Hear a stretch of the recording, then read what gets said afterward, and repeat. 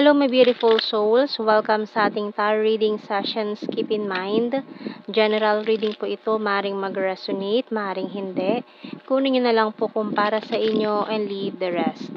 Maaring mag-shift na energies or magkabaliktad ang sitwasyon, kaya kayo na pong bahala kung saan kayo nakalugar sa reading natin. Let's see.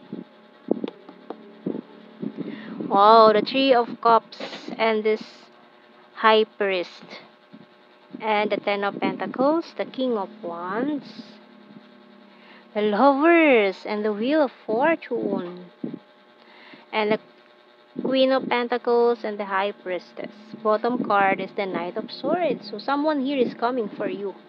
Ayan, coming for you, nagmamadali itong taong ito na puntahan ka, lapitan ka with this Lover's card. Wow, talaga naman. So, pwedeng galing to from the past with the Three of Cups natin dito. And this person really want to reconcile with you, to reach out to you. So, kung ito ay from the past, maaaring kilala mo na siya, pwedeng naging kayo, pwedeng hindi. No? So, we have here specific signs ng Gemini, Pisces. Ayan. So, tingnan natin sa mga signs and symbol cards natin.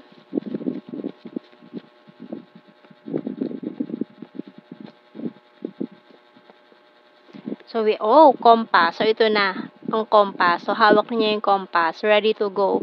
Ready to navigate. Ayan. So, talagang coming in na, on the way na. Kumbaga, itong taong para sa'yo is on the way na. So, we have here bell, mask, perfume, sunglasses. So, malaking ano dito, nakilala mo na siya. We have here the key. So, hawak niya ang susi sa iyong puso. Bonfire. So, kumbaga yung nangyari sa inyo nitong taon to before is mabilisan lang. Parang flirt. Parang siguro talking stage, ganyan. Hindi na continue or lumalim pa yung ugnayan. Para naputol din agad. Kumbaga kung nagligawan kayo, hindi natuloy.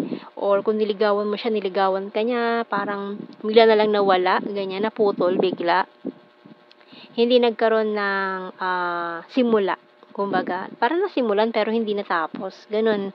So, hindi naging kayo. Ganyan, malaki yung posibilidad na hindi naging kayo nitong taong to. And now, this person is coming in to try again this time. So, hawak niya na to, compass. Siguro naman hindi siya maliligaw. No? Hindi na siya maliligaw ng landas. Dahil hawak niya na ang compass patungo sa'yo. So, tingnan natin mga messages sa ating tarot messages, oracle cards.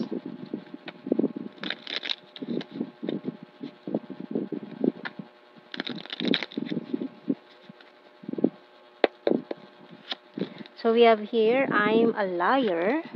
I will fight for you. So, magiging sa start, ayan, with this mask din natin and sunglasses. So, mukhang nag-start kayo nitong taong ito sa parang, laro-laro lang or trip-trip lang, ganyan.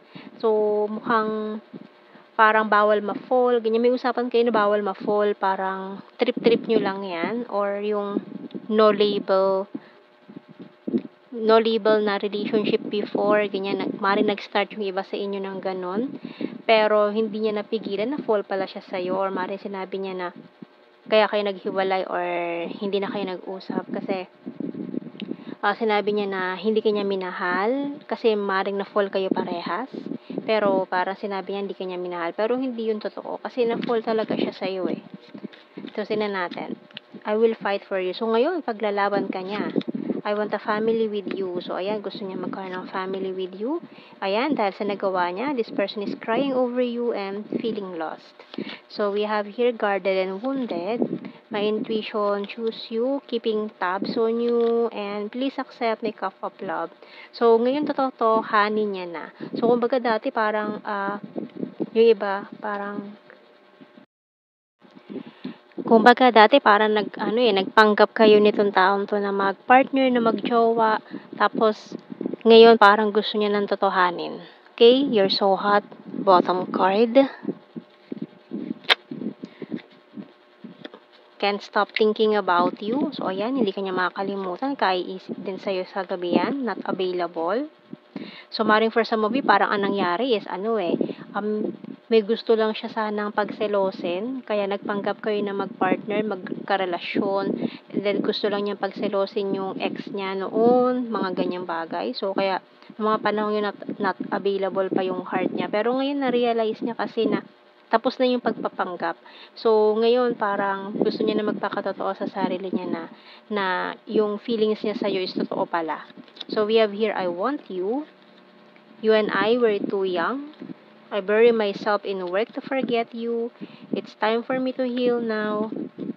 I hope that you can forgive me one day. Kasi sinabi niya sa'yo na maaaring umamin ka sa kanya na gusto mo na siya, pero sinabi niya sa'yo na hindi kanya gusto, kasi nungalingan yon. Ayan. So, ayan, gusto niya humingi ng tawad sa nangyari kasi parang ginamit ka niya. So, I knew exactly what I was doing and I regret lying to you. So, ayan, no? Nagsisisi siya na sinungaling siya about sa true feelings na yon. Kuha tayo ng initials.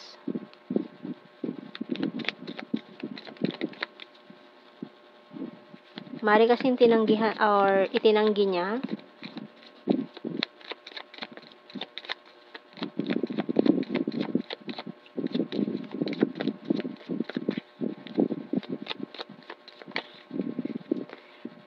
Q M K P Y W X and I F.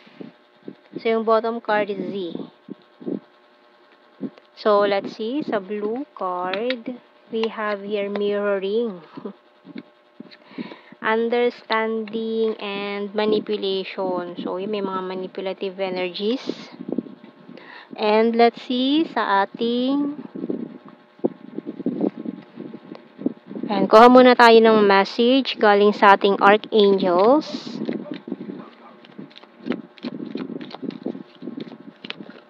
Oh, so dalawang card ang binigay sa inyo.